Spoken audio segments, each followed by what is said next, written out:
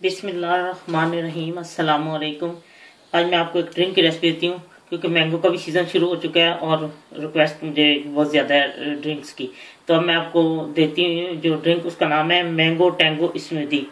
ये 1 कप जो है मैंगो पल्प है, 1 कप मैंगो पल्प, आधा कप दही, 2 टीस्पून जो है ना, 2 चमची जो है वो आपने इसमें चीनी डालनी है, आधा कप ऑरेंज जूस और ये बर्फ, क्रश बर्फ। अब मैं आपको बताती हूँ मैंने कैसे बनाना है। अब मैं पहले इसमें डालूंगी मैंगो का पल्प, मैं इसमें डालूंगी ऑरेंज जूस,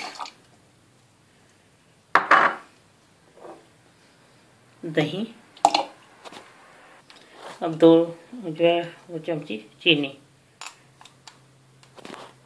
अब मैं इसमें क्रश बर्फ भी डाल देती हूँ और अब मैं आपको बताती हूँ इसको शेक करना है मैंने इसको। लीजिए, मैंगो टैंगो स्मूदी तैयार है। ये आपको बहुत पसंद आएगी और इसको जब आप बर्फ के साथ इसको शेक करेंगे तो बहुत ज्यादा ठंडा होगा और ये ठंडा ही अच्छा लगता है।